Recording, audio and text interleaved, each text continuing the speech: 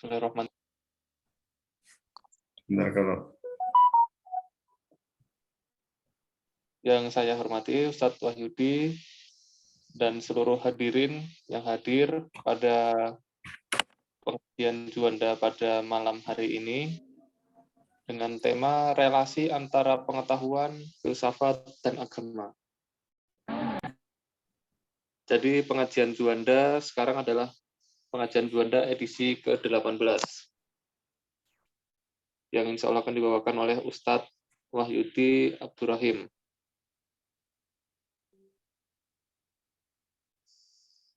Seperti yang kita ketahui, Ustadz Wahyudi adalah alumnus Universitas Al-Azhar, Ketua PCIM Mesir tahun 2008 sampai 2010, dan pengasuh Ponpes Modern Al-Muflihun Temanggung, serta masih banyak lagi yang ada di CV beliau, tapi saya sebutkan 3 tadi saja. Sebelum kita memulai acara pada malam hari ini, alangkah baiknya kita membaca basmalah terlebih dahulu. Bismillahirrahmanirrahim. Bismillahirrahmanirrahim.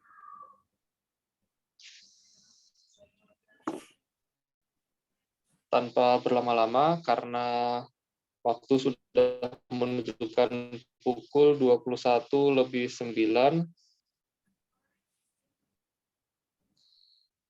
mari kita mulai acara pengajian Juanda pada malam hari ini. Kepada Ustadz Wahyudi, saya persilahkan. Bismillahirrahmanirrahim. Assalamualaikum warahmatullahi wabarakatuh.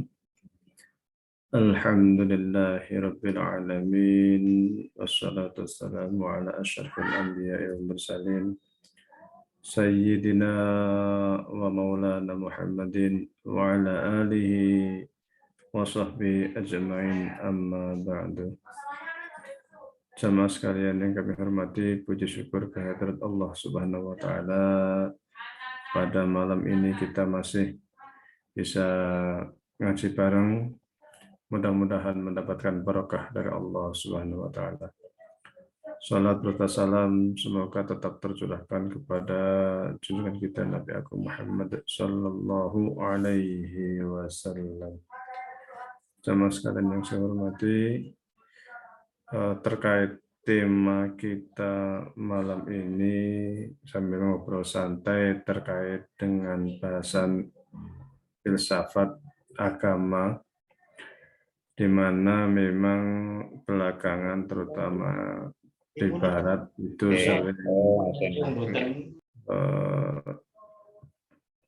dianggap benturan antara filsafat dan agama.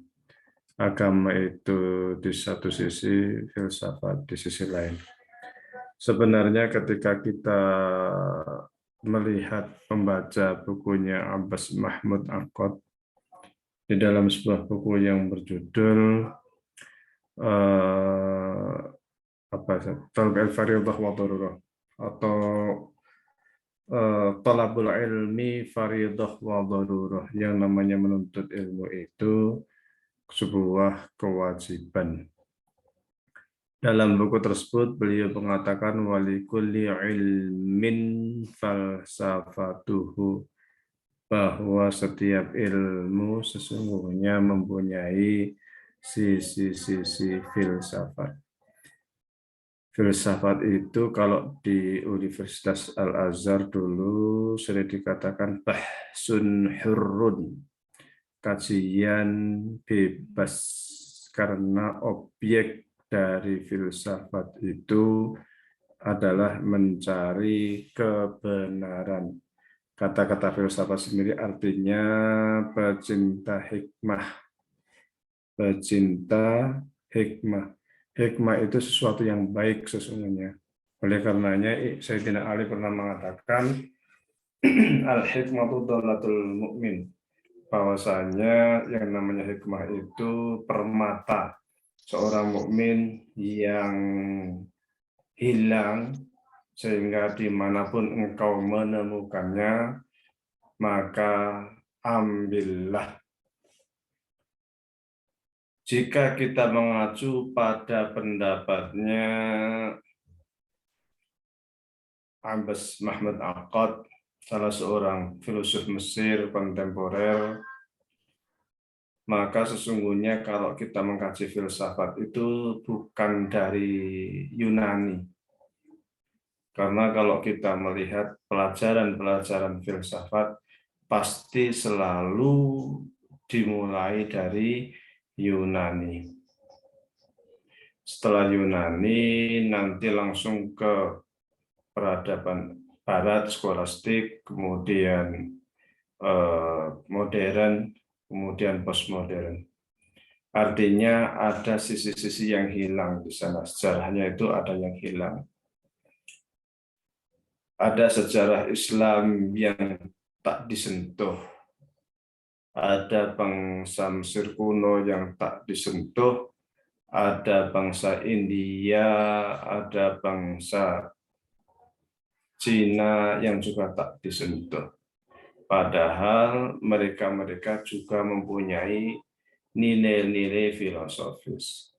Kita sendiri di Jawa, atau di Indonesia, di Nusantara, juga punya sisi-sisi filosofis yang sangat dalam. Kalau di Jawa itu Blangkon saja kan punya sisi-sisi nilai-nilai filosofis, wayang, dan lain sebagainya. Semua banyak menggunakan bahasa-bahasa simbol.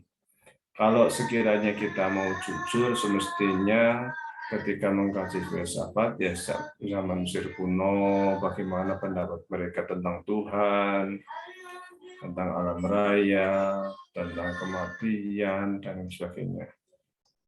Atau juga India, Mesopotamia, Cina, sehingga kita bisa objektif. Karena memang kesannya filsafat itu atau ilmu pengetahuan secara umum karena barangkali yang menulis itu orang Barat, sehingga yang muncul adalah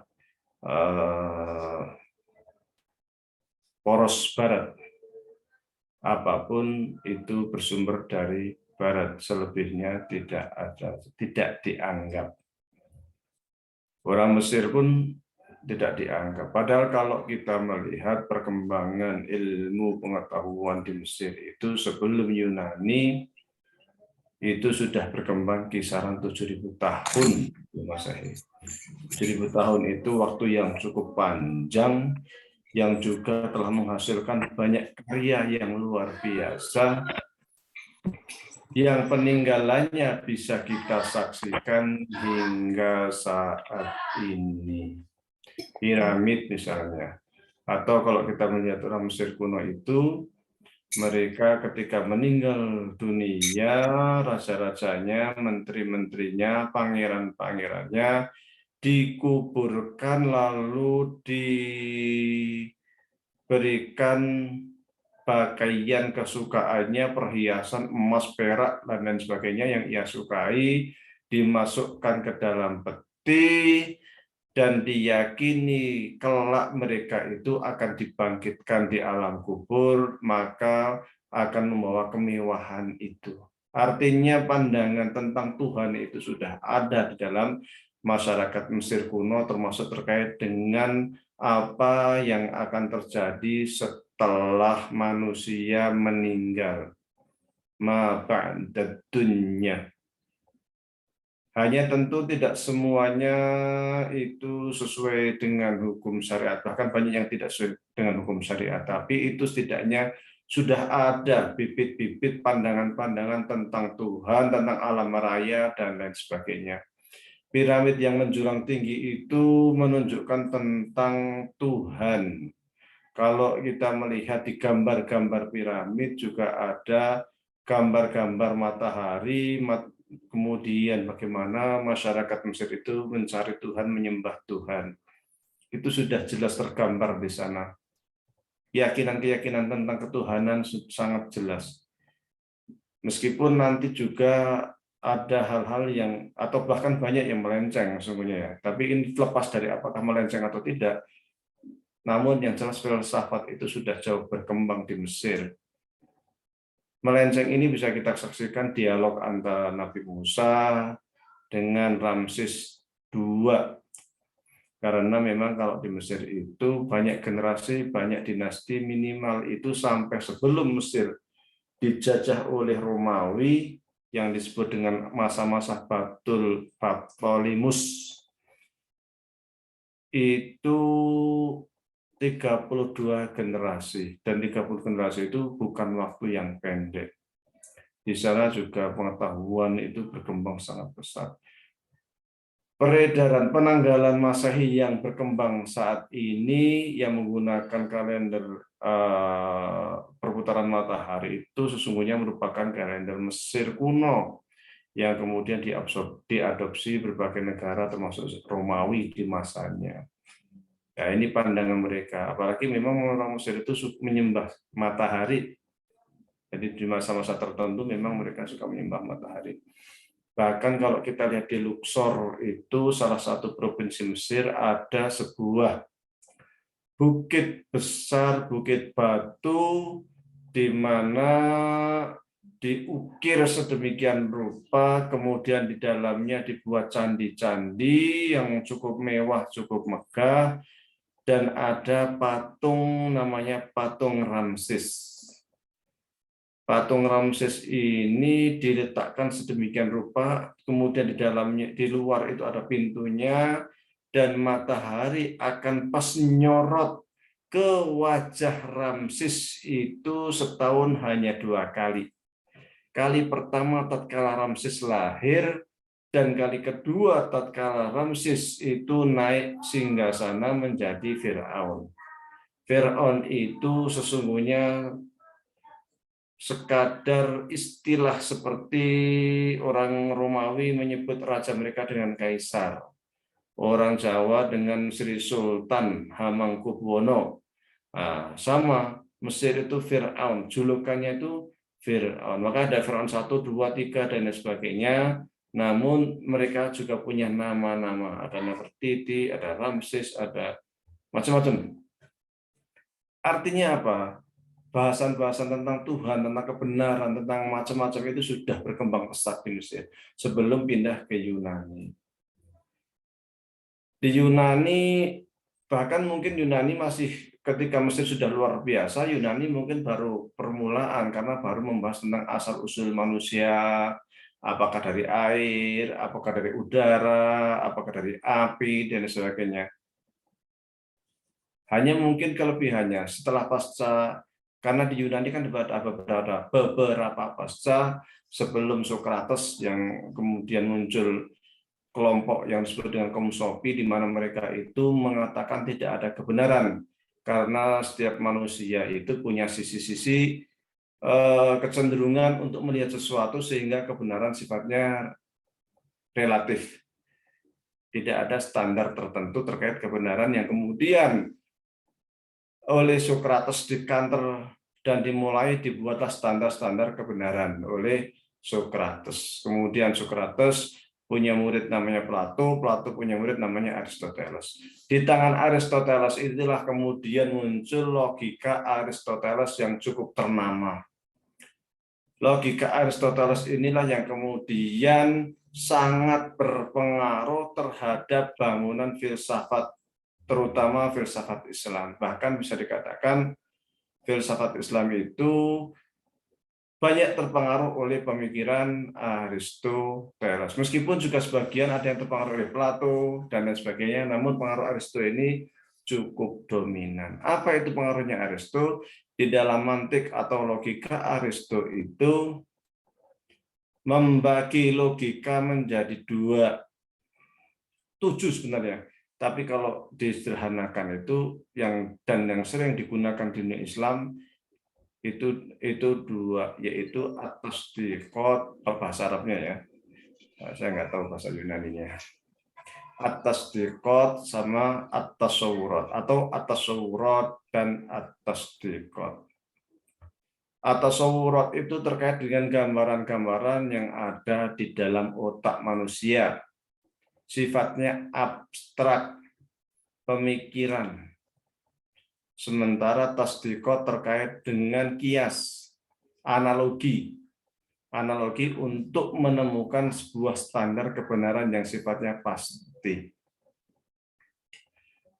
Dalam mantik Aristo ini yang sifatnya tasawurat itu membagi terutama terkait dengan definisi itu mereka membagi suatu menjadi 5 yang disebut dengan istilah kuliyatul khomsah.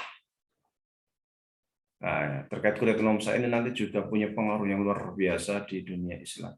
Kuliyatul khomsah itu adalah 5 hal pokok penting untuk dijadikan dasar kita membuat sebuah definisi, yaitu yang disebut dengan al-faslu, al-irdul am, al-irdul khas, al-jinsu, an-naw, istilahnya.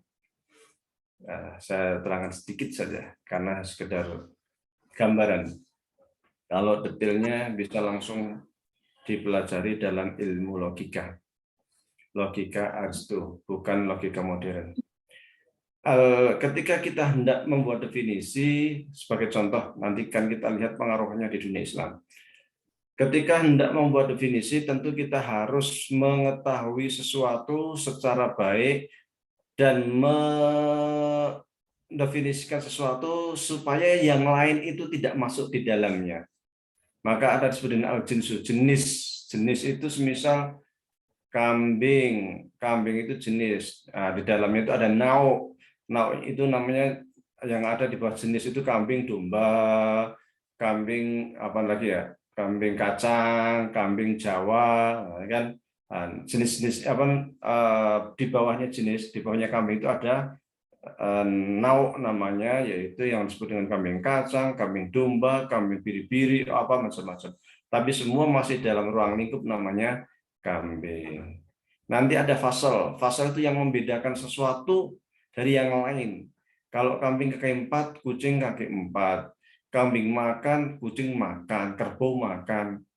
Kambing berak, kucing juga berak, tikus juga berak. Nah, apa yang membedakan kambing dengan yang lainnya itu namanya fasel, yaitu mengembik misalnya.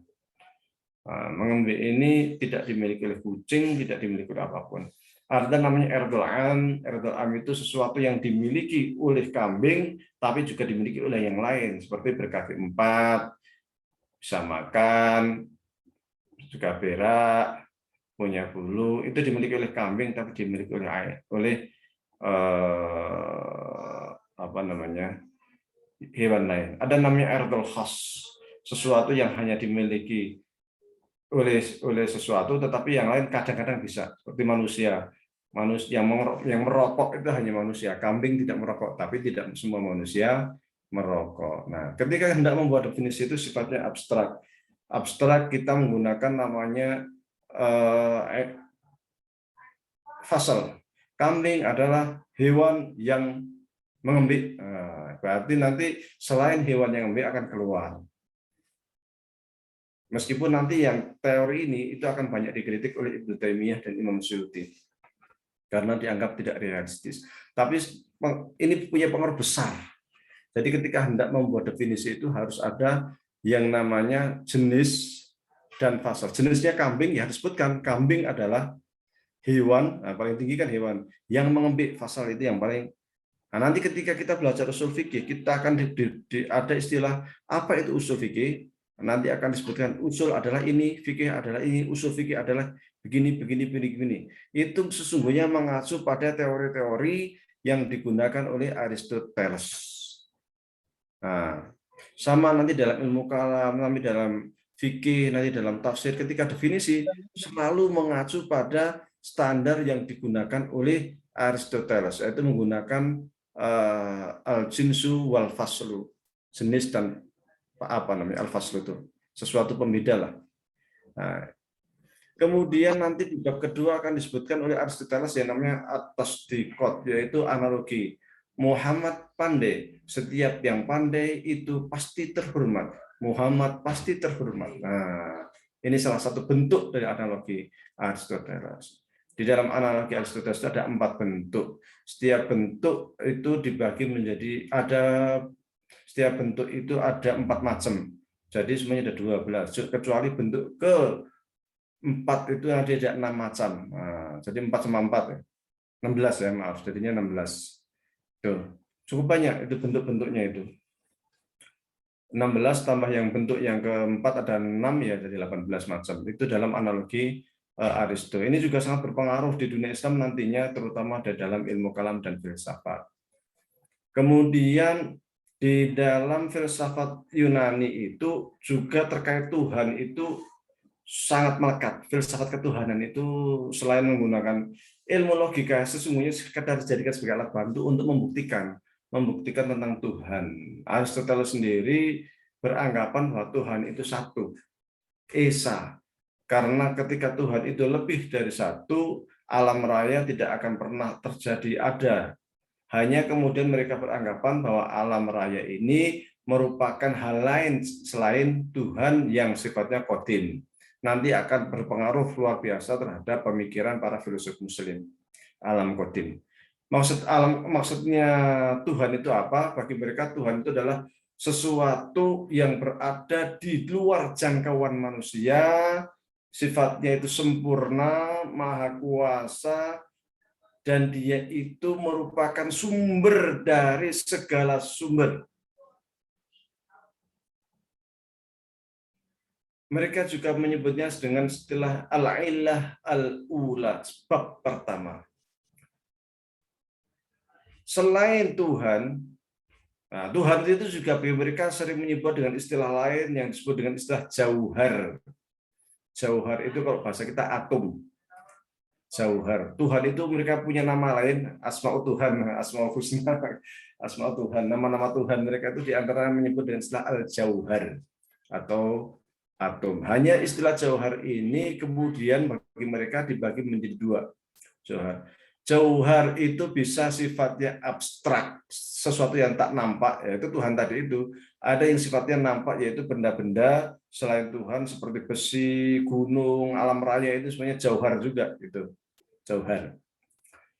Nah, Tuhan sebagai jauhar ini disebut sebagai ilah ula atau sebab pertama. Kemudian dari sebab pertama ini akan muncul sebab yang kedua, yaitu selain Tuhan. Karena Tuhan itu eksis, maka dia akan menunjukkan keeksistensiannya dengan adanya alam raya, dan alam raya ini merupakan pancaran dari Tuhan. Maka wujudnya alam raya ini sifatnya keharusan, harus ada. Ada Tuhan, maka secara otomatis ada alam raya. Jadi karena apa? Karena alam itu apa? Alam itu adalah segala sesuatu selain Tuhan. Jadi ketika ada Tuhan, itu pasti ada yang lain. Nah, yang lain itu baik dia itu udara atau ruang kosong atau apapun namanya, itu namanya alam. Nah, selain Tuhan itu namanya alam. Karena ada Tuhan dan ada selainnya, yang lainnya itu makanya disebut alam dan dia sifatnya qadim. Kenapa? Karena Tuhan qadim. Yang lain selain Tuhan, maka dia sifatnya qadim. Makanya para filsafat Yunani mengatakan alam raya sifatnya qadim. Pemikiran seperti ini berkembang pesat di Yunani, terutama pemikirannya Aristoteles. Meskipun di sana juga ada pemikiran-pemikiran lain, terutama gurunya Aristoteles, Plato yang sifatnya itu agak sofistik, yang itu juga nanti akan berpengaruh kepada para sufi-sufi Muslim. Dulu waktu saya di Kairo sering dikatakan ketika Anda hendak belajar filsafat, maka filsafat Yunani ini memang wajib dikuasai karena dari sana nanti akan muncul filsuf Muslim. Karena pengaruhnya luar biasa memang, kita nggak bisa memungkiri itu. Pengaruh Yunani besar, tidak bisa kita pungkiri. Kemudian setelah zaman Yunani sempat mengalami kemunduran karena setelah dijajah oleh Romawi, ternyata Romawi juga tidak bisa mewarisi pemikiran-pemikiran Yunani. Sampai kemudian umat Islam muncul abad ke-6, kemudian abad ke-7 ya. Nah, itu Islam datang, kemudian pada masa Bani Umayyah mulai ada penerjemahan buku-buku, pusatnya pada masa Abbasiyah, di mana semua buku termasuk dari Yunani, Romawi, Persia, India, semua diterjemahkan. Termasuk juga buku-buku filsafat, terutama di masa-masa Al-Ma'mun, di masa-masa Harun ar-Rasyid, dan lain sebagainya. Itu banyak sekali buku-buku yang diterjemahkan. Ada seorang filsuf Muslim yang sering disebut dengan filsuf Muslim pertama, yaitu Al-Kindi. dari Kandah, Arab. Jadi kebanyakan para filosof Muslim itu sesungguhnya non-Arab. Ibnu Sina itu non-Arab, Al-Ghazali itu non-Arab, Ar-Razi itu non-Arab. Kebanyakan non-Arab, termasuk Al-Farabi itu non-Arab. Nah, Al-Kindi ini filosof Muslim yang Arab. Nah, dan dia dianggap sebagai filosof pertama. Dan beliau, di tangan beliau inilah banyak sekali peninggalan-peninggalan filsafat Yunani yang kemudian diterjemahkan dan disyarah oleh Al-Kindi. Pengaruhnya nanti akan luar biasa, terutama filsafat Aristo. Kemudian muncullah setelah Al-Kindi itu yang disebut dengan Al-Farabi. Wah, ini luar biasa, sampai disebut dengan Al-Muallim At-Tani, guru kedua. Karena di tangan Al-Farabi ini filsafat-filsafat Yunani, terutama Aristo, banyak disyarah, diterangkan oleh Al-Farabi, sehingga filsafat Islam berkembang sangat pesat.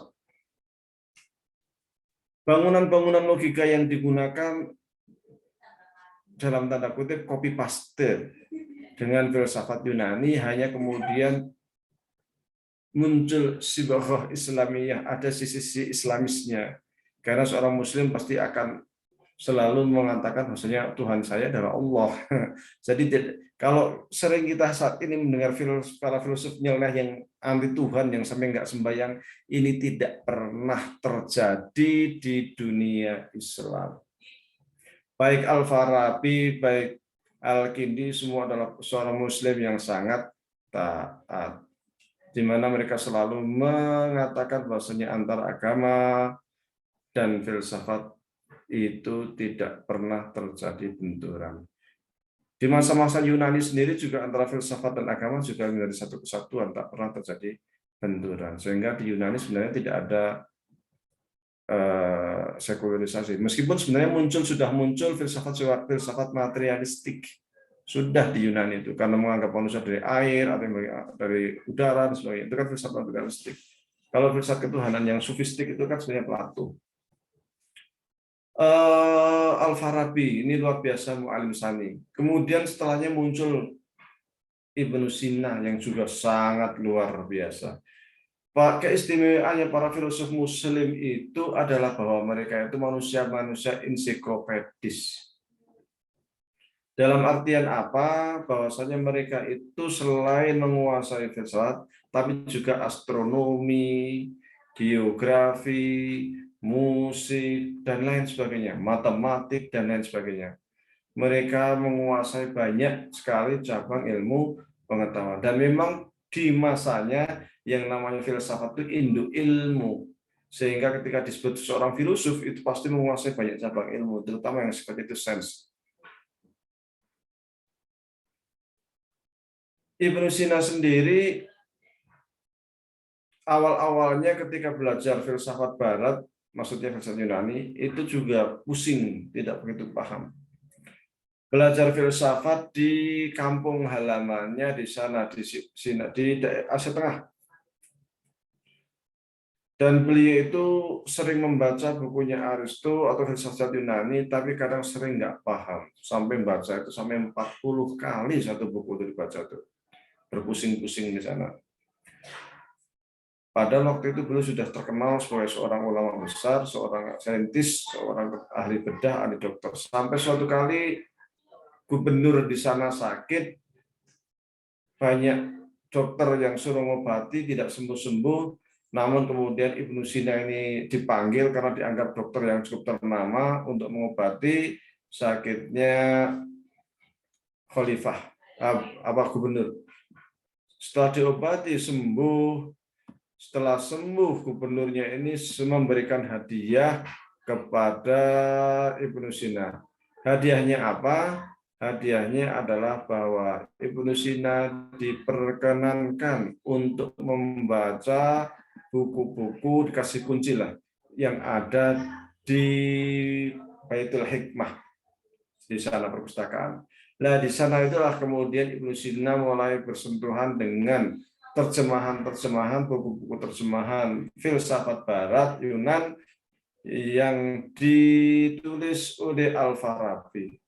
Senangnya minta ampun Ibnu Sina, sangat senang sekali ketika mulai membaca bukunya Al-Farabi dan paham. Jadi yang membuat Ibnu Sina itu besar, yang punya andil besar dan punya pengaruh besar untuk mengembangkan filsafatnya itu sungguhnya adalah Al-Farabi. Saking senangnya dia langsung lari pulang ke rumah, ambil harta, tasyakuran dengan cara apa? Banyak bersedekah. Orang hartanya itu langsung nyari orang miskin, sedekah. Saking senangnya karena bisa paham filsafat Yunan yang sebelumnya dia itu berpusing-pusing nggak paham. Itu Ibnu Sina. Ibnu Sina itu ahli bedah, ahli kedokteran, buku yang sangat ternama yang mana Al-Qanun. Itu buku kedokteran yang dijadikan pegangan di Eropa sampai kisaran 800 tahun. Buku diktat pengajaran kedokteran di Eropa sampai kisaran 800 tahun. Al-Qanun fit Tibb. Beliau juga punya buku astronomi yang juga cukup terkenal namanya Al-Hay'ah. Ini Ibnu Sina. Baru kemudian muncul para filosof-filosof setelah Ibnu Sina. Ini filsafat. Kemudian muncul gerakan selain filsafat yang disebut dengan istilah mutakallimun, ulama kalam. Apa bedanya para filosof muslim dengan mutakallimun? Kalau kita lihat dari kacamata filsafat, sesungguhnya ulama kalam itu juga filosof. Mereka sesungguhnya adalah para ahli filsafat, para filosof. Hanya antara Ibnu Sina, Al-Farabi, Al-Kindi, dan lain-lain dengan katakanlah Imam Haramain, Imam Al-Baqilani, Al-Ghazali, Al-Baydawi, Ar-Razi, dan lain sebagainya mempunyai pijakan epistemologi yang berbeda.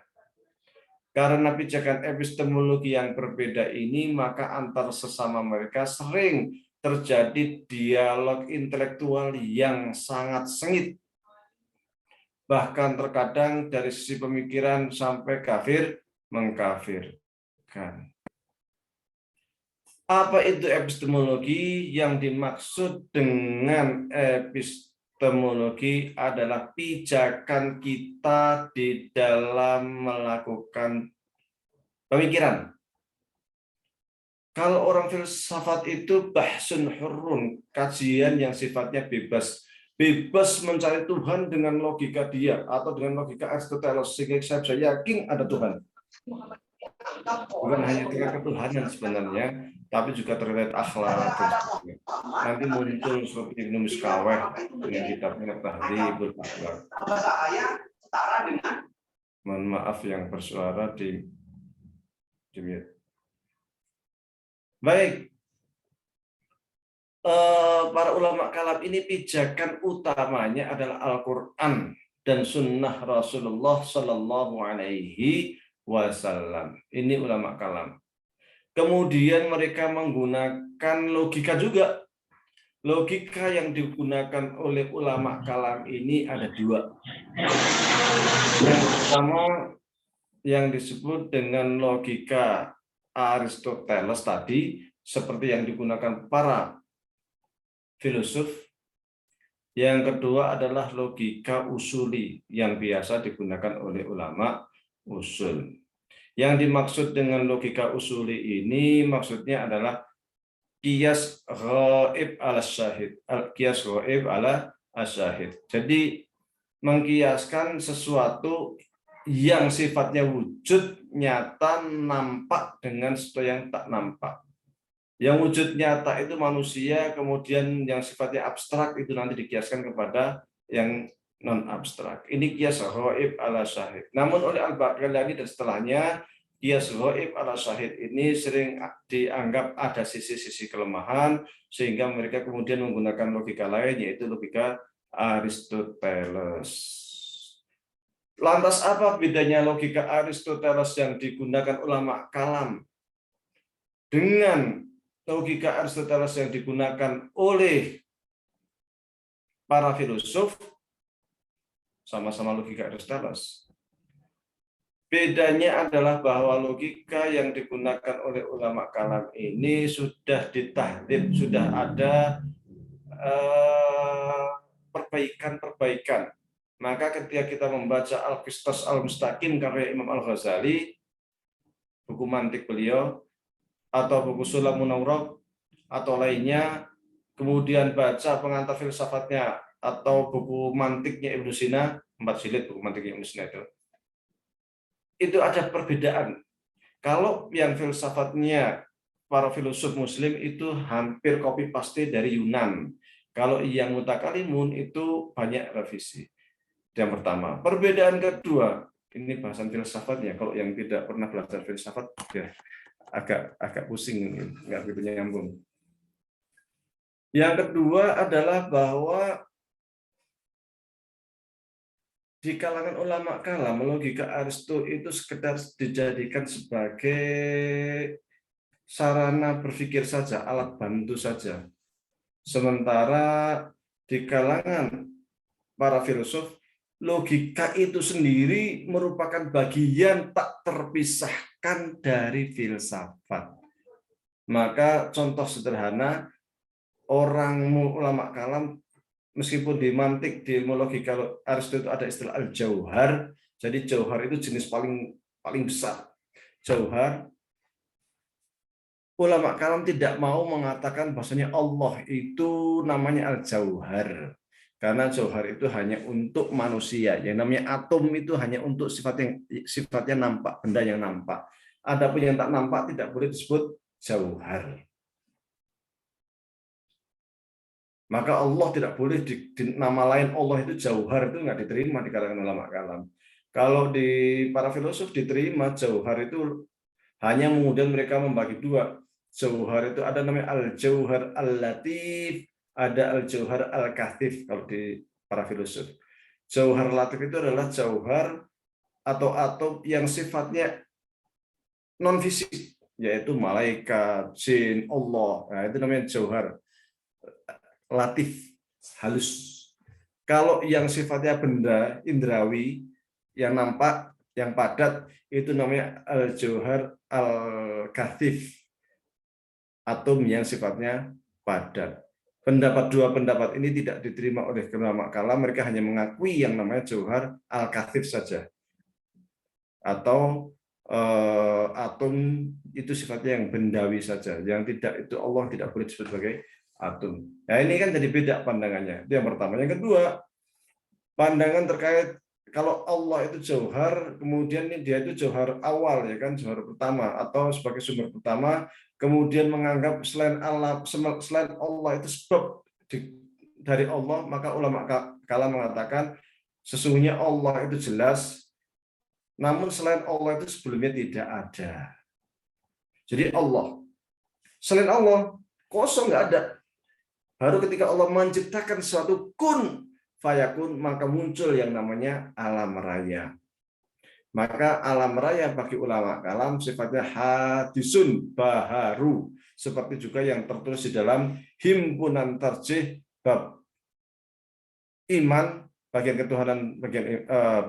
ketuhanan bab iman, itu sering dikatakan wa anal alam kullahu hadisun khuliqa minal adam, bahwasanya alam raya sepertinya baharu yang diciptakan dari ketiadaan menurut himpunan putusan tarsih bab iman bagian ketuhanan. Jadi ada Allah, kemudian ini tidak ada suatu, nggak ada suatu apapun.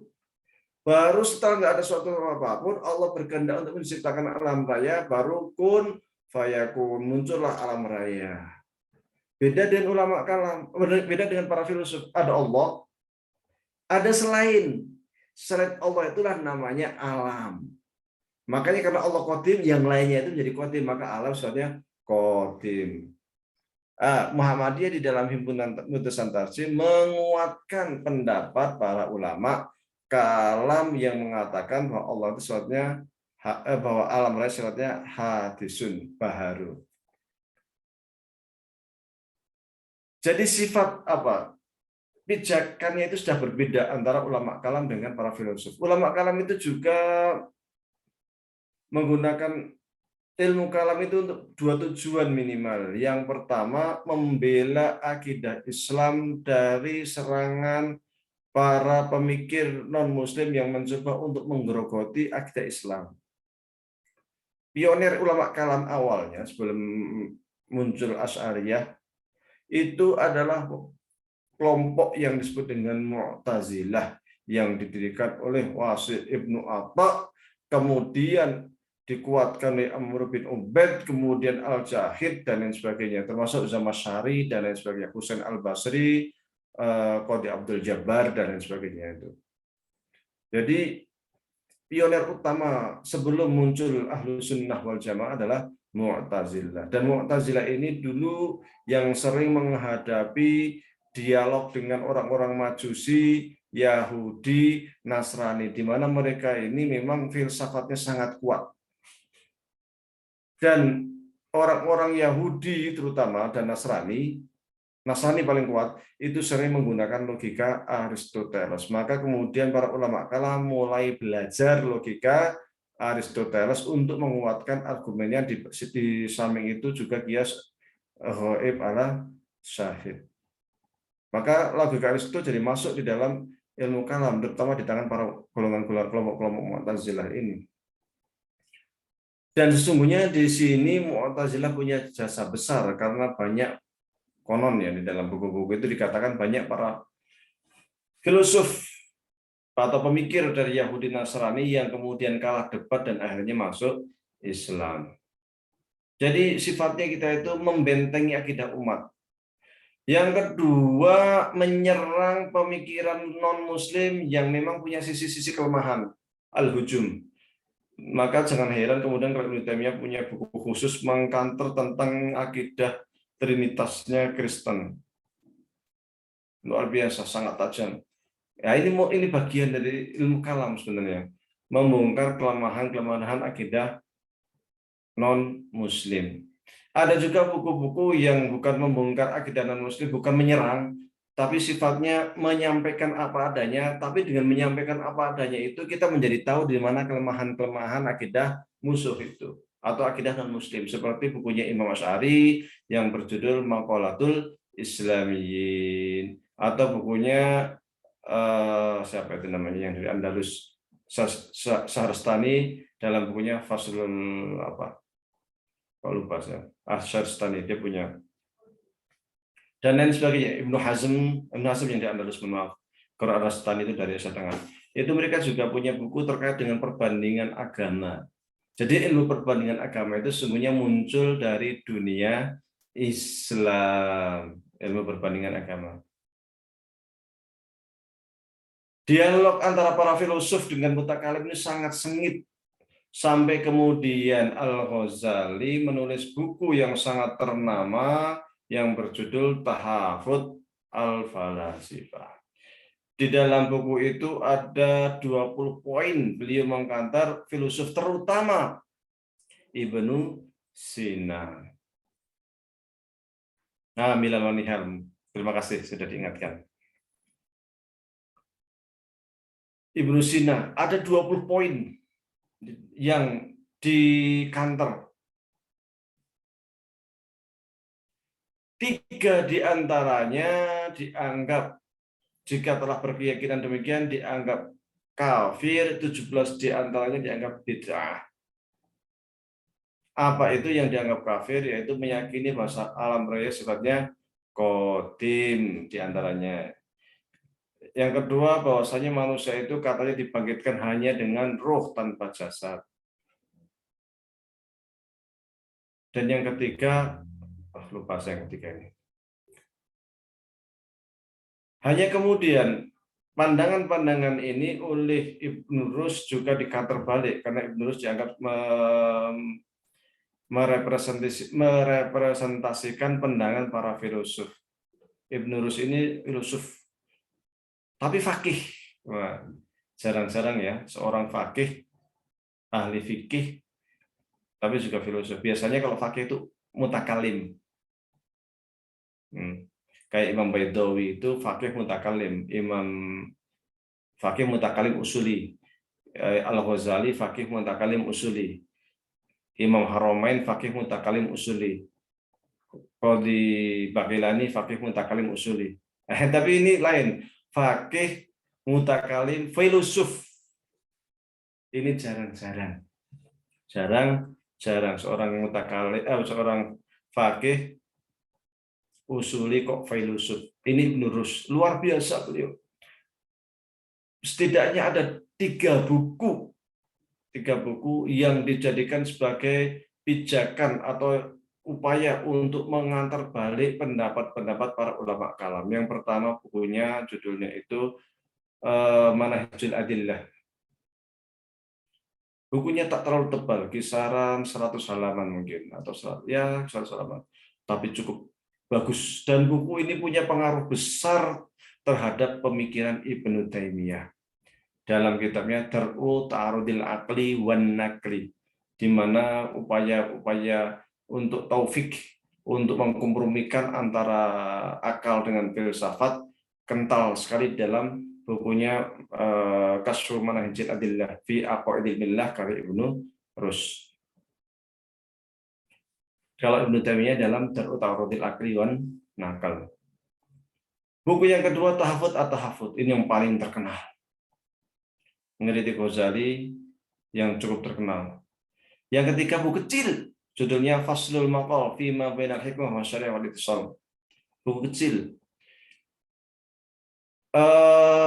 Kayak buku saku, kisarannya hanya mungkin 40 halaman atau berapa, 50 halaman mungkin. Itu sekali baca, sekali duduk selesai. Tapi luar biasa, sangat bagus. Saya punya halaqah yang sebelumnya tentang Faslul Maqal, bisa dilihat, bisa dicek di YouTube saya, Al-Muflihun TV. Di situ saya kupas terkait pandangan Ibnu Rushd di dalam bukunya Faslul Maqal fi ma bainal hikmah wa syariah wal ittisal. Bisa dibuka di situ di YouTube detail-detailnya.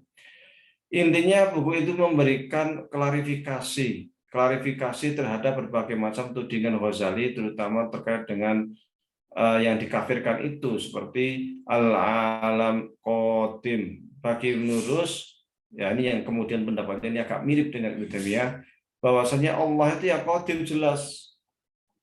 Tapi kan ada selain Allah. Selain Allah itu nanti dibagi menjadi 2. Satu, selain Allah yang benar-benar sifatnya itu ada Allah dan lainnya, disebut dengan zaman atau waktu. Ini qadim. Kan selain Allah itu kan alam. Berarti waktu. Jadi antara Allah sebelum muncul alam raya itu kan ada sesuatu. Sesuatu ini sifatnya qadim, inilah alam yang disebut qadim. Tapi ada alam yang sifatnya nampak, yaitu alam raya. Kemudian nanti ada ruang dan ada waktu yang kita kenal. Jadi waktu yang kita kenal karena munculnya ruang. Ini sifatnya hadis. Jadi ketika kita mengatakan alam raya sifatnya hadis, itu ya kita harus lihat dulu dari sisi mananya dulu. Kalau kita melihat dari sisi alam raya yang berupa pergerakan planet-planet, bintang-bintang, apa macam-macam itu, benda-benda angkasa, yaitu sifatnya hadis, baharu. Karena ini muncul dari ciptaan kun fayakun. Tapi kalau kita melihat dari jeda antara munculnya alam raya dengan Allah, dan bahwasanya alam itu adalah selain Allah, maka sifatnya qadim. Nah, ini kan ada 2 sisi. Zaman, makan. Memang kalau terkait ini sering dibahas tentang ruang waktu. Sementara kalau menurut Ghazali, jarak antara Allah dan alam raya itu ini nggak ada apa-apa, kosong. Maka di ilmu kalam saya disebut dengan istilah al-khala, kosong, nggak ada apa-apa. Nggak ada udara, nggak ada waktu, belum. Karena yang namanya waktu itu, ruang jelas nggak ada. Alam raya belum dicipta, berarti kan nggak ada ruang. Waktu, bagi ulama kalam, waktu itu merupakan hasil perputaran sesuatu yang wujud.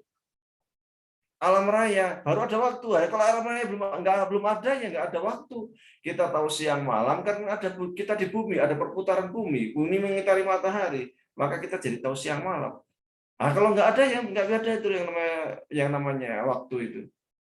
Jadi ruang waktu itu terikat, satu kesatuan tak terpisahkan. Itu menurut para mutakalim, ulama kalam, termasuk di antaranya Ghazali. Kalau terkait hasrul kebangkitan manusia di akhirat harus dengan jasad dan ruh, ya, ruh saja, karena logikanya begini menurut Ibn Rus. Logikanya adalah bahwa ketika manusia itu kan lahir kecil dan dia itu tidak tetap. Ketika manusia itu berkembang, itu ada sel-sel yang sudah mati berubah menjadi sel baru dan sebagainya. Ketika semakin berkembang lagi, sel-sel yang itu akan mati lagi, muncul sel baru.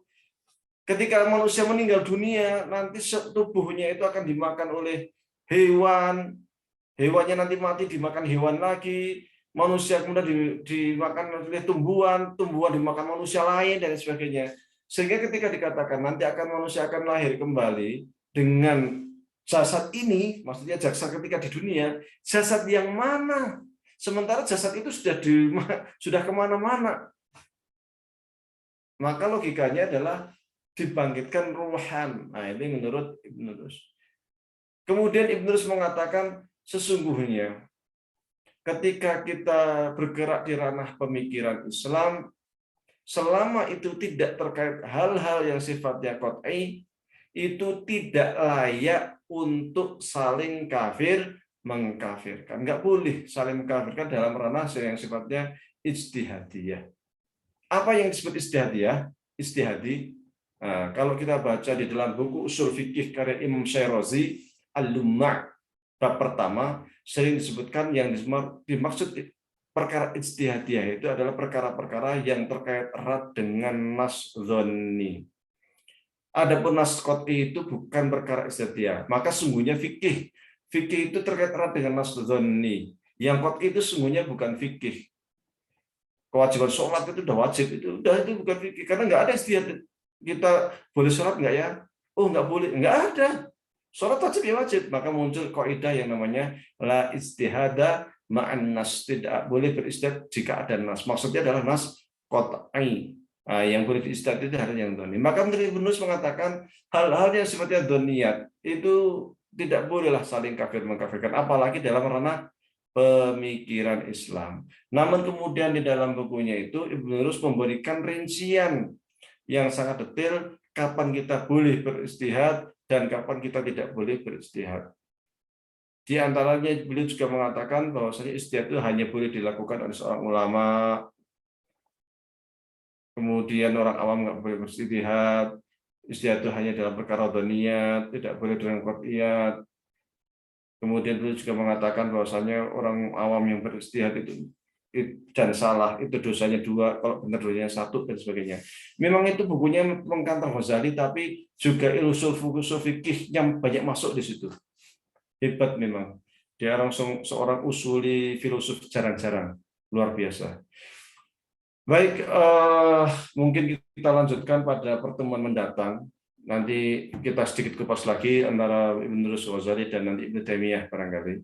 Sebelum nanti kemudian beranjak kepada filsafat barat modern, benturan antara agama dan filsafat yang kemudian muncul gerakan sekularisasi yang kemudian saat ini juga banyak berkembang di dunia Islam. Karena mengingat waktu sudah pukul 9, kita nanti dalam sesi dialog. Kurang lebih mohon maaf, wabillahi taufiq wal hidayah. Assalamualaikum warahmatullahi wabarakatuh. Waalaikumsalam warahmatullahi wabarakatuh. Waalaikumsalam. Jazakumullah khair kepada Ustadz Wahyudi atas ilmu yang telah dibagikan kepada kita.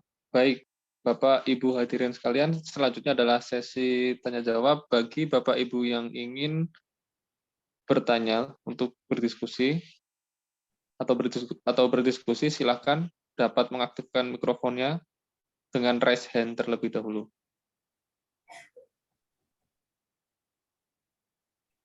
Atau dapat memberikan pertanyaan melalui kolom chat. Silakan.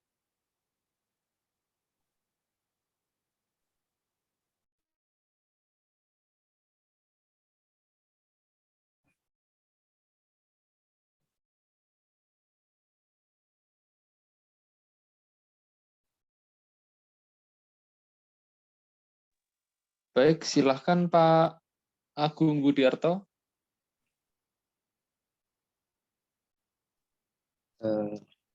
Assalamualaikum warahmatullahi wabarakatuh. Terima kasih kepada Ustadz Wahyudi yang telah memberikan ilmu pada malam hari ini.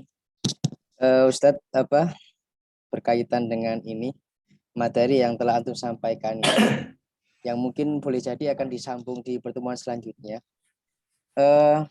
Saya dulu ketika mondok itu ya sempat anti dengan filsafat. Ya meskipun belum mempelajari, cuman karena melihat mungkin orang-orang yang mereka belajar filsafat, cuman kesimpulan berpikirnya yang banyak bertentangan dengan syariat, akhirnya secara pintas anti filsafat kan seperti itu, Ustadz.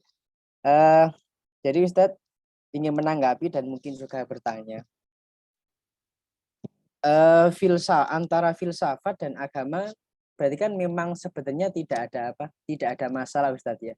Cuman kan sebenarnya yang mungkin yang lebih tepat itu filsafat barat yang sekuler itu ya, itu yang kemudian yang bermasalah dengan Islam, dengan agama kita gitu. Mungkin lebih tepatnya seperti itu, Ustadz ya. Sehingga dari situ juga yang mungkin yang muncul asumsi banyak kalangan Islam yang bahkan sampai anti filsafat ya, karena mereka mungkin mereka tahunya atau mereka ya dari sarjana-sarjana muslim yang mungkin mereka menggunakan cara berpikir barat itu, akhirnya mereka anti gitu ya dengan ilmu kalam dan sebagainya.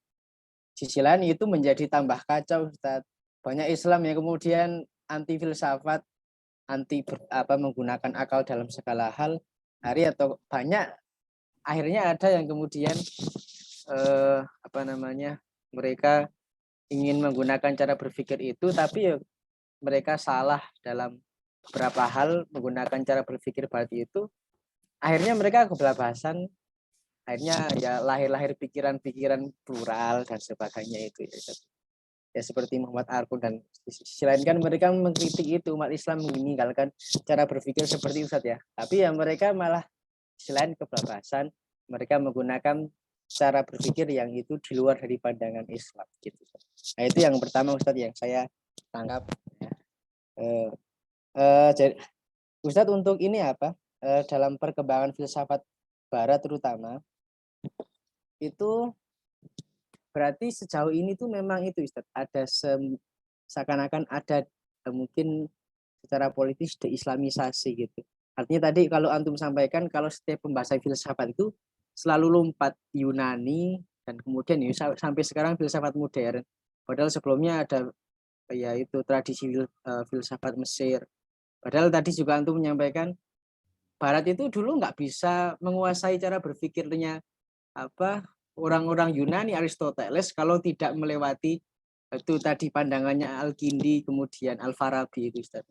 Artinya memang sampai sejauh ini dalam pembahasan filsafat pun itu ya seperti ada sejarah yang kemudian dibuang, padahal dulu ternyata juga Islam punya tradisi seperti itu. Dan tradisi ini juga, Ustadz, yang kemudian memang di Muhammadiyah kurang.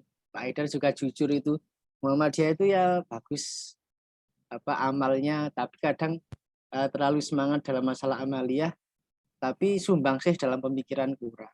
Saya kira ada pembahasan seperti ini bagus sekali, Ustadz. Ya, gitu aja, Ustadz, mungkin dari saya. Syukran, Ustaz. Baik. Tadi siang jam setengah 10 sampai setengah 3 itu ada 20 dari pimpinan pemuda Muhammadiyah cabang Parakan ke Pondok Al-Muflihun, dan sempat ada yang dialog terkait filsafat seperti ini, mengatakan begini, di IMM itu kata dia, kalau diskusi filsafat dari malam sampai subuh, tapi sholat subuhnya ketinggalan, nggak sholat subuh, ngomong filsafat nggak sholat, bilang Tuhan itu bisa saya cari tanpa harus sholat. Kalau kita nasihati, kita beritahu bilangnya apa? Kamu mau diselesaikan secara Islami atau PKI? Aku jadi serem begini itu saya sampaikan bahwasanya banyak di kalangan muda kita, apalagi yang secara bacaan keislamannya itu masih minim, itu suka latah di dunia intelektual. Latah ini yang menjadi masalah. Dia itu belum paham filsafat, tapi sudah sok pinter filsafat umpamanya, sehingga Wes ngomongi ra karuan nang dinding ya. Mau hermeneutika tapi hermeneutika apa ya nggak paham, repot kan. Kalau kita mengaca pada para ulama kalam kita, filosof kita, itu ada beberapa bit ketentuan yang umum dimiliki oleh filosof Muslim. Apa itu? Pasti itu nggak bisa ditawar-tawar, bahasa Arab. Persoalannya yang daki filsafat di IMM yang bilang selesaikan secara Islam itu PKI itu bisa bahasa Arab apa enggak? Kalau nggak bahasa Arab ngomong daki memalukan lah, gitu. Nah, semua mesti entah Al-Farabi, Al-Kindi, Ibnu Sina dan sebagainya itu mesti bisa bahasa Arab. Itu syarat mutlak. Mereka semuanya itu filsafat Islam itu juga kompromi agama dengan filsafat kok. Yang pertama. Yang kedua, umumnya para filosof itu tahu usul fikih.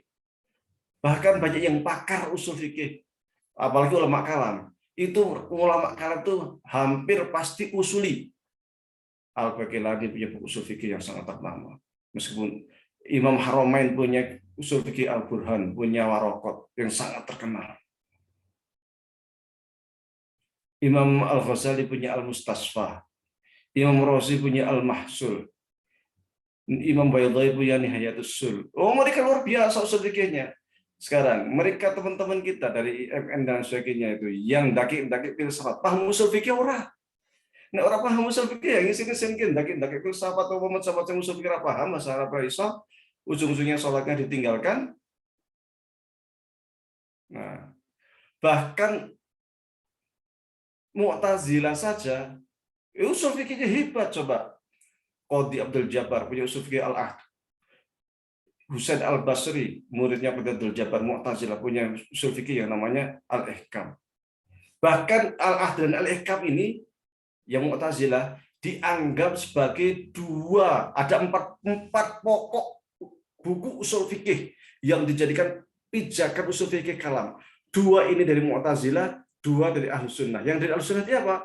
Al-Burhan dan Al-Mustasfa. Yang kemudian digabungkan, diringkas oleh Imam Razi dalam kitabnya Al-Mahsul. Terus kadang-kadang ini karena latah, mereka bilang, wah kita rasional seperti Mu'tazilah. Kalau Anda baca pemikirannya Mu'tazilah, katakanlah Qadhi Abdul Jabbar dalam kitab ilmu kalamnya Al-Mughni, yang berapa jilid? 22 jilid ilmu kalam.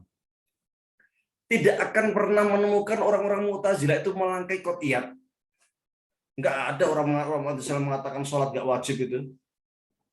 Enggak, meskipun mereka mengatakan Quran makhluk, tapi tidak berani melangkai Quran kemudian melempar Al-Quran diinjak-injak karena makhluk. Enggak ada.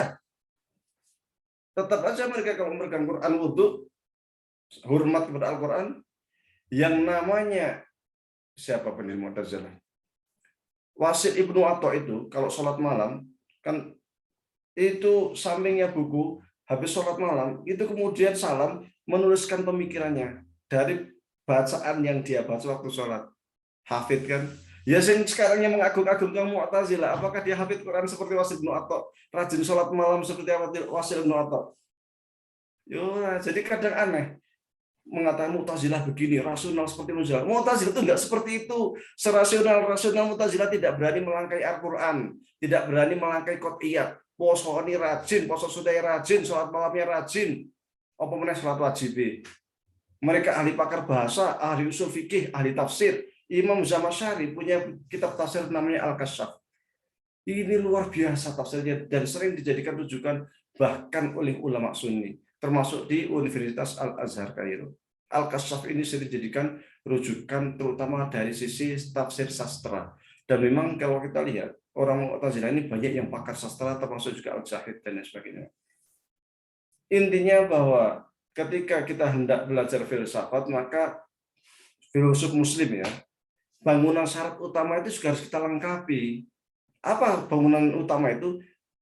Mutlak tidak bisa ditawar, bisa bahasa Arab. Nggak bisa ditawar dengan ilmu Arabnya. Nanti dikembangkan, dinaikkan dengan ilmu usul fikih, kemudian ilmu kalam dan belajar filsafat. Yang di Kairo Mesir, Syekh Hasan Syafiq, profesor, guru kami di Masjid Al-Azhar, saya belajarnya di masjid. Itu seorang filosof mutakalim usuli. Usul fikihnya luar biasa. Ada namanya Salim Abu Asy yang suka ngajar di Masjid Al-Azhar, filosof juga, tapi ngajar Al-Mustasfa juga, Ghazali. Nah, kan gitu. Sekarang para filosof Muslim yang ngaku filosof Muslim di Indonesia, apakah mereka juga ngajar usul fikih? Saya nggak yakin gitu. Apalagi di kalangan mahasiswa IMM yang latah, yang hirmuti, keopo macam-macam. Nah, ini masalah.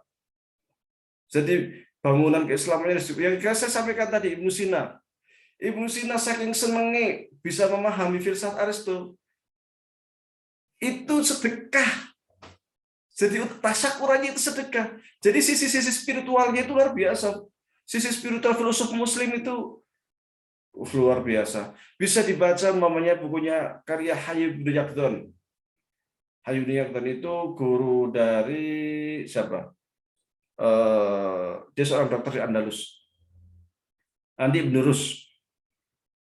Guru dari Ibn Rus.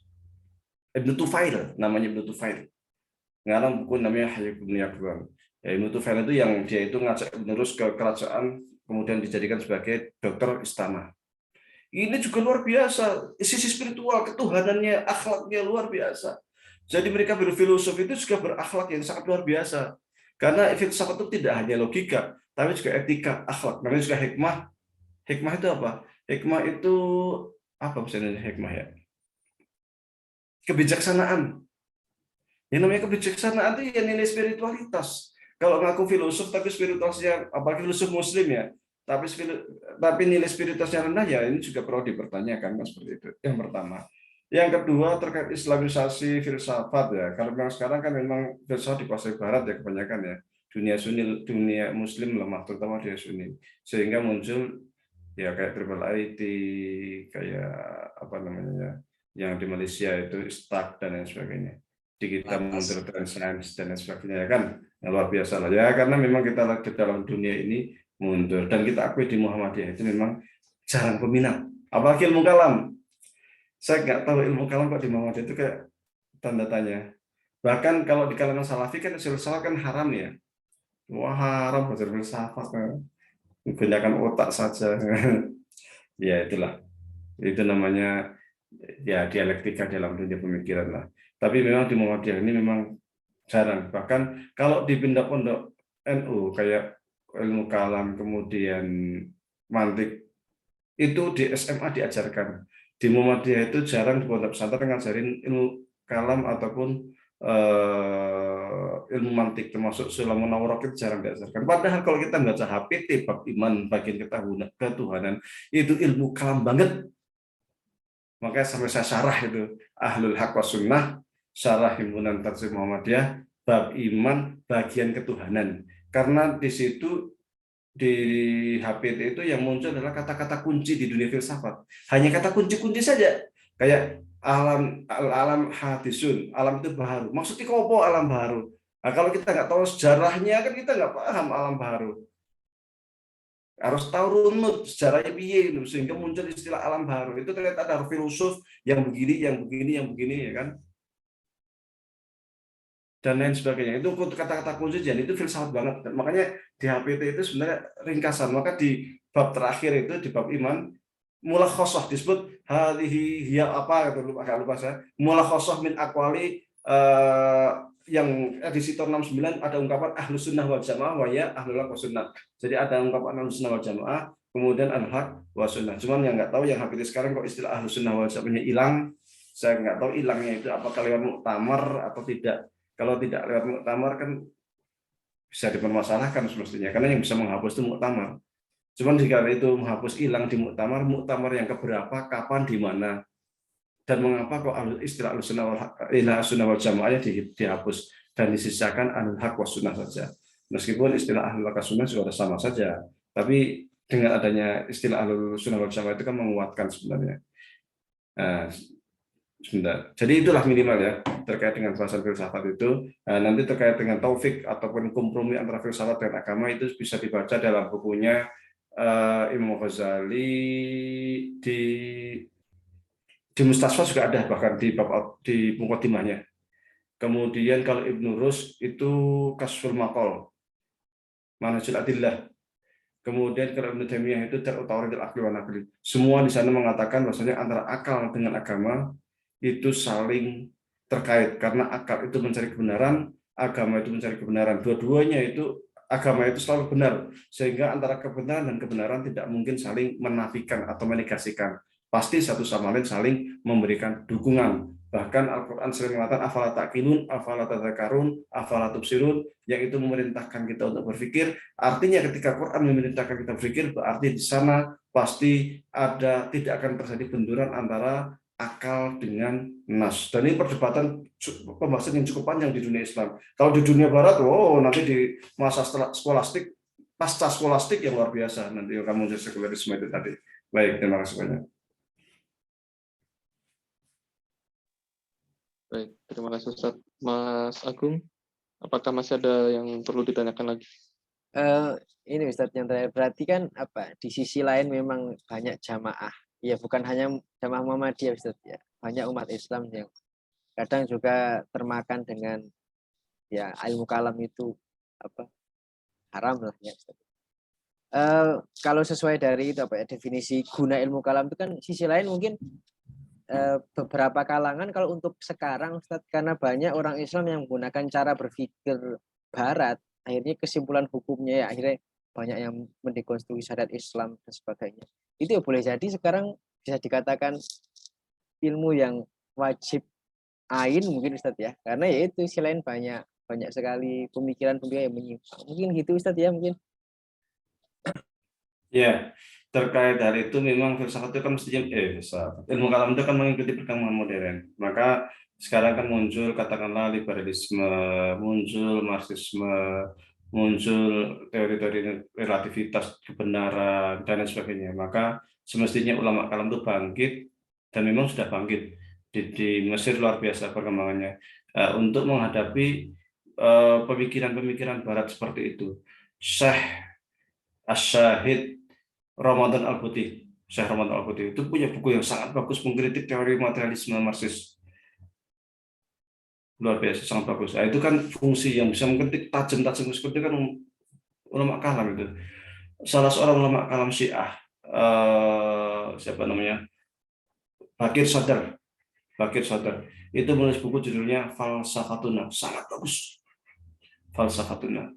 Kemudian adiknya Syed Qutb, Muhammad Qutb itu juga buku-buku filsafatnya bagus-bagus sekali terkait dengan kritik-kritik terhadap materialisme, kritik-kritik terhadap liberalisme dan lain sebagainya. Itu sangat bagus. Itu bisa dijadikan rujukan kita untuk mengembangkan ilmu kalam yang memang lebih sesuai untuk konteks zaman kita saat ini supaya kita itu kontekstual.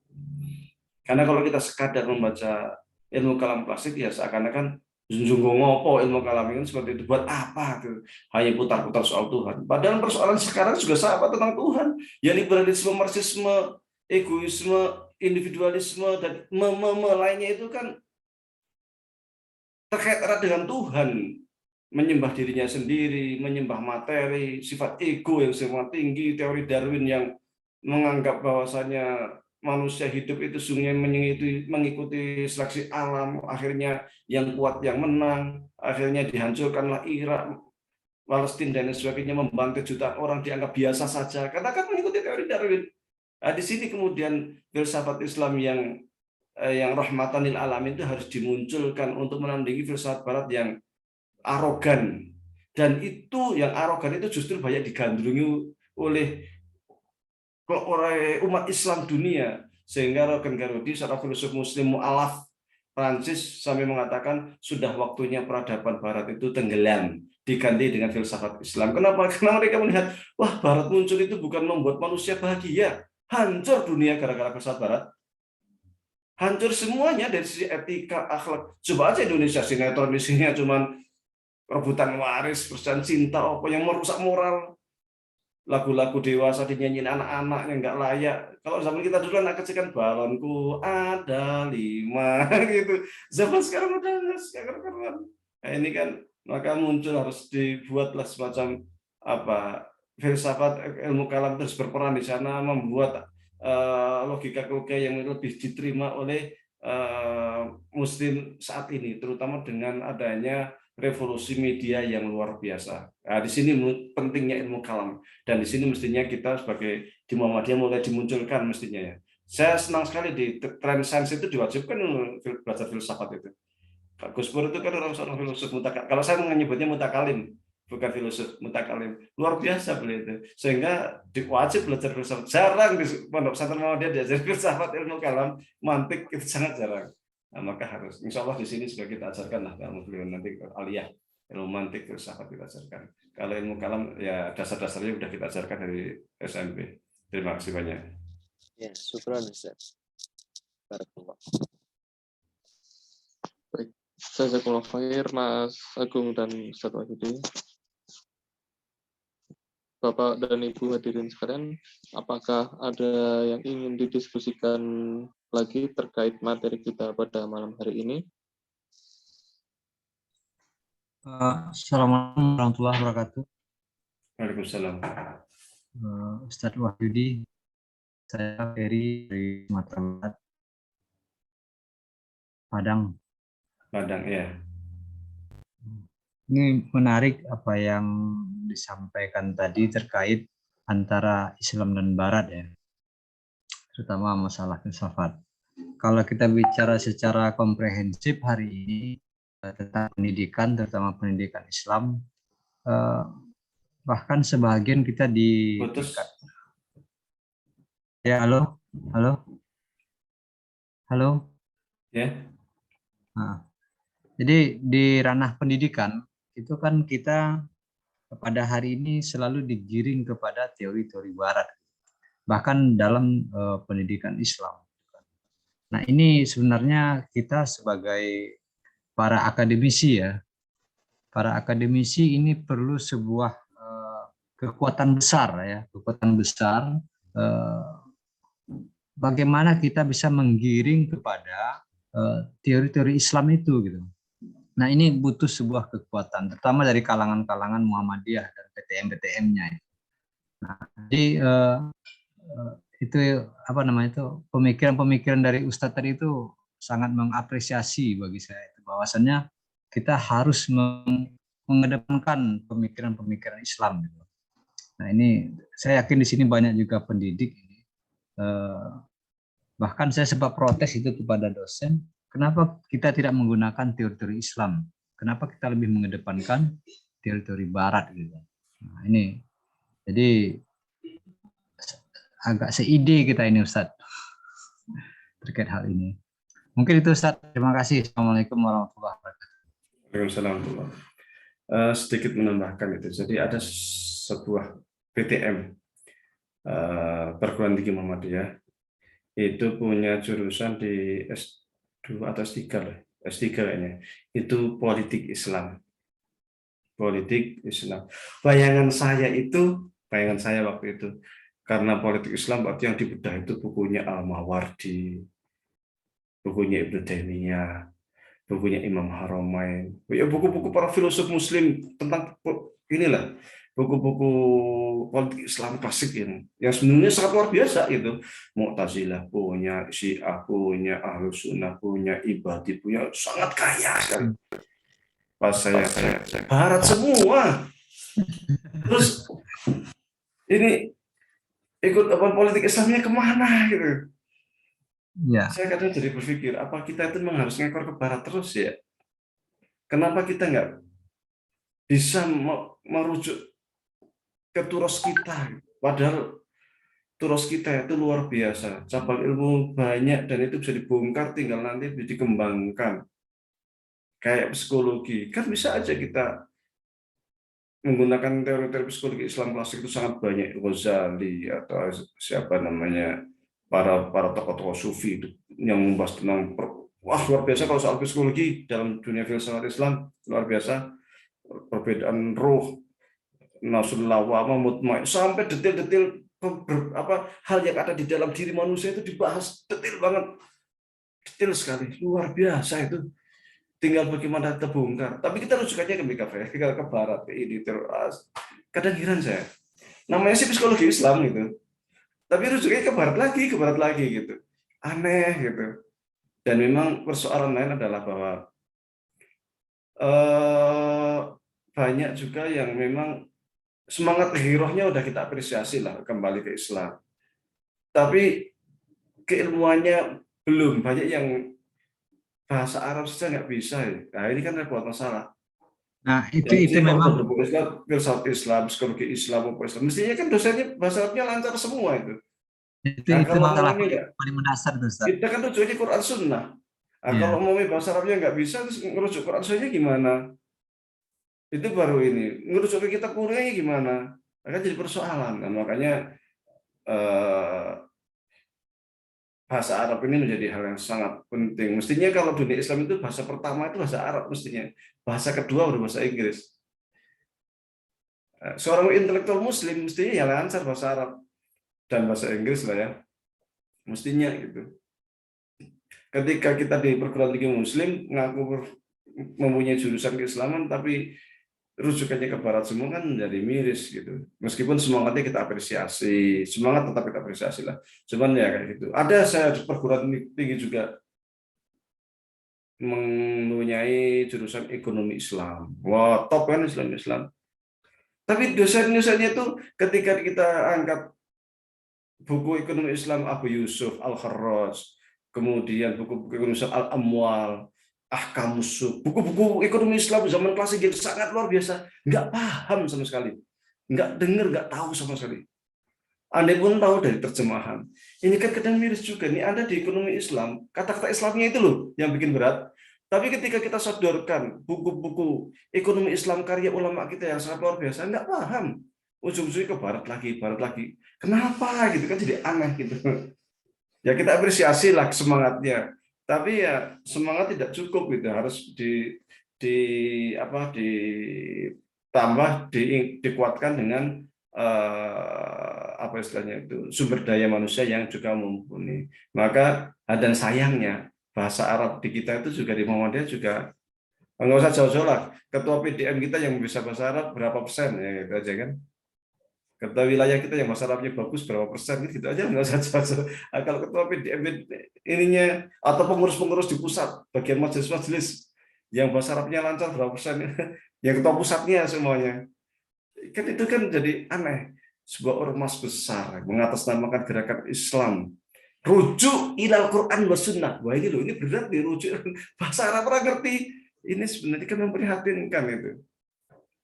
Nah, kalau pimpinan kita aja seperti itu, bagaimana bawahannya? Nah, itu sebagai ini aja lah, intermezzo lah, guyonan kita aja lah. Baik, terima kasih.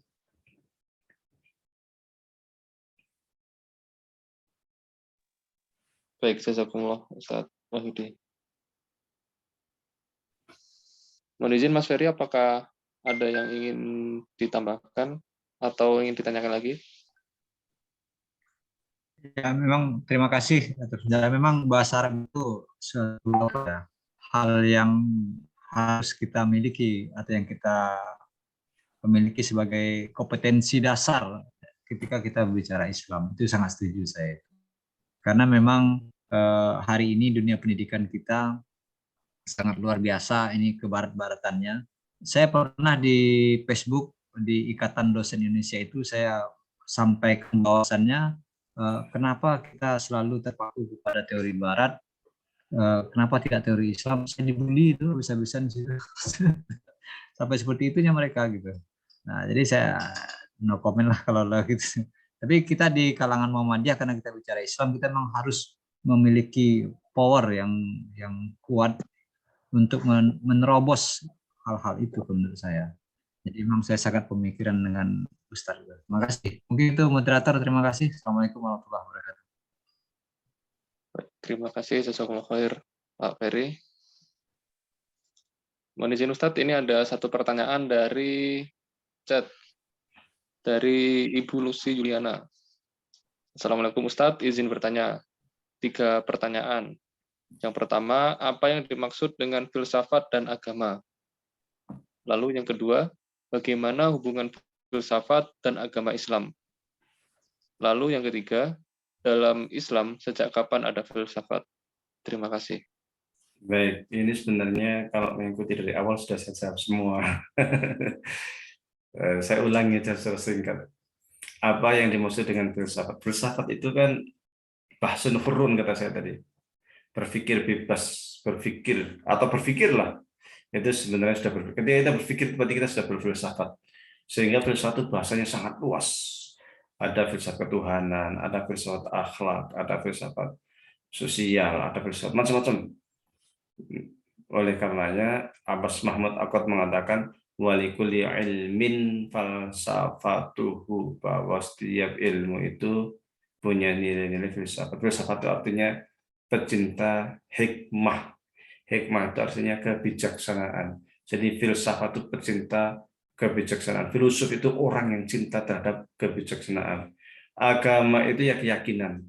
Keyakinan yang dimiliki oleh manusia itu namanya agama. Nanti agama kan macam-macam. Ada yang agamanya itu agama ardi, bumi, agama samawi, yang benar dan yang salah dan sebagainya. Yang kedua, bagaimana hubungan filsafat dengan agama Islam? Nah, ini kalau kita terangkan dari awal tadi itu intinya hubungannya sangat erat karena memang para filosof Muslim itu sesungguhnya baik ulama kalam maupun para filosofnya itu selalu mengatakan bahwasanya hubungannya itu sangat erat dan tak terpisahkan karena filsafat digunakan sebagai justifikasi untuk menguatkan agama, menguatkan ide-ide atau pemikiran-pemikiran keagamaan, dan agama itu tidak bertentangan dengan pemikiran filsafat. Meskipun nanti di furuk, di cabang-cabangnya perbedaannya akan sangat tajam ya, sangat tajam. Tetapi secara umum tidak ada satu pun ulama atau filosof Muslim klasik yang mengatakan bahwasanya ada benturan antara filsafat dan agama. Tidak ada. Semua baik Al-Farabi, Ibnu Sina, Al-Kindi, Ibnu Rus, Al-Baidawi, Al-Ghazali, Al-Baqilani, Ar-Razi, Ghazali dan sebagainya, semua mengatakan bahwasanya antara filsafat dan agama itu saling terkait, saling menguatkan dan tidak berbenturan. Nanti akan kelihatan di barat terkait dengan benturan agama dan filsafat. Yang ketiga, sejak kapan filsafat itu masuk ke dunia Islam? Kalau kuliah ilmu falsafat itu ya sebenarnya ya dari awal munculnya Islam itu sebenarnya sudah ada nilai-nilai filosofisnya. Mungkin pertemuan ke depan kalau nanti lupa bisa diingatkan terkait perbedaan nanti di filsafat Islam, terutama dari sisi filsafat bahasa, kemudian filsafat Aristo, dan filsafat sofistik atau Bayat Burhan Irfan kalau secara umum itu nanti akan kelihatan di sana perbedaan-perbedaan dan macam-macamnya, termasuk dialog ataupun perdebatan yang sangat sengit, bahkan sampai kemudian bukan hanya perdebatan secara hukum, tapi juga sampai kepada pemanjungan Syekh Siti Jenar di Panjung, Al-Halaj di Panjung. Ya, mudah-mudahan ke depan bisa kita bahas itu. Intinya kalau penerjemahan filsafat Yunani itu mulai awal Khilafah Abbasiyah itu sudah dimulai, terutama di masa Al-Ma'mun dan Harun ar-Rasyid. Itu perkembangan filsafat Islam sangat luar biasa. Wallahu a'lam.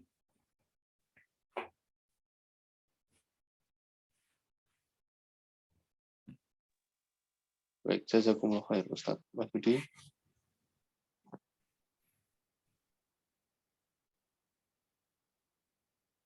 Baik, mohon izin Ustaz, karena waktu sudah menunjukkan pada pukul 21.36 WIB.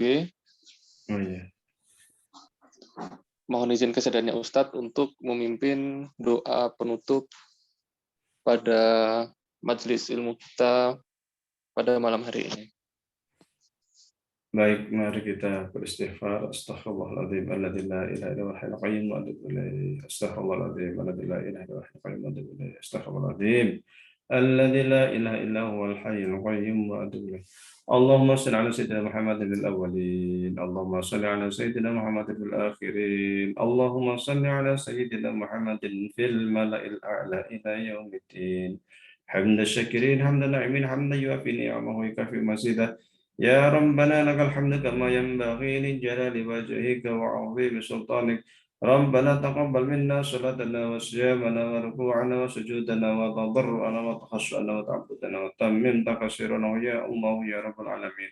ربنا ظلمنا أنفسنا وإن لم تغفر لنا وترحمنا لنكونن من الخاسرين ربنا ولا تحمل علينا إصرا كما حملته على الذين من قبلنا ربنا ولا تحملنا ما لا طاقة لنا به واعف عنا واغفر لنا وارحمنا أنت مولانا فانصرنا على القوم الكافرين ربنا اغفر لنا ذنوبنا ولوالدينا وارحمنا كما ربنا صغارا ربنا اغفر لنا ذنوبنا ولإخواننا الذين سبقونا بالإيمان ولا تجعل في قلوبنا غلا الذين آمنوا ربنا إنك رؤوف رحيم ربنا آتنا من لدنك رحمة وهيئ لنا من أمرنا رشدا ربنا لا تدع لنا ذنبا إلا غفرته ولا عيبا إلا سترته ولا مريضا إلا شفيته ولا حاجة من حوائج الدنيا إلا قضيتها يا أرحم الراحمين اللهم إنا نسألك علما نافعا وعملا متقبلا ورزقا حلالا طيبا اللهم إنا نعوذ بك من علم لا ينفع ومن قلب لا يخشع ومن نفس لا تشبع ومن دعاء لا يستجاب لها اللهم إنا نسألك السلامة في الدين وعافية في الجسد وزيادة في العلم وبركة في الرزق وتوبة قبل الموت ورحمة عند الموت ومغفرة بعد الموت اللهم هون علينا في سكرة الموت ونجنا من النار والعفو عند الحساب اللهم أعنا على ذكرك وشكرك وحسن عبادتك اللهم أجرنا من النار اللهم إنك عفو كريم حليم تحب العفو فاعف عنا ربنا آتنا في الدنيا حسنة وفي الآخرة حسنة وقنا عذاب النار صلى الله على سيدنا محمد وعلى آله وصحبه وسلم سبحانك ربك رب العزة عما يصفون وسلام على المرسلين والحمد لله رب العالمين. Amin ya rabbal alamin. Baik, jazakumullah khair kepada Ustadz Wahyudi yang telah memberikan ilmu pada kesempatan malam hari ini, dan terima kasih kepada Bapak Ibu yang telah hadir pada pengajian Juanda pada malam hari ini.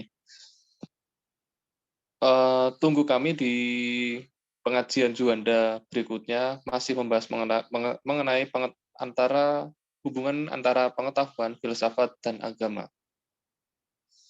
Saya Naufal Hafiz selaku moderator, memohon maaf apabila ada kekurangan dalam acara pada malam hari ini.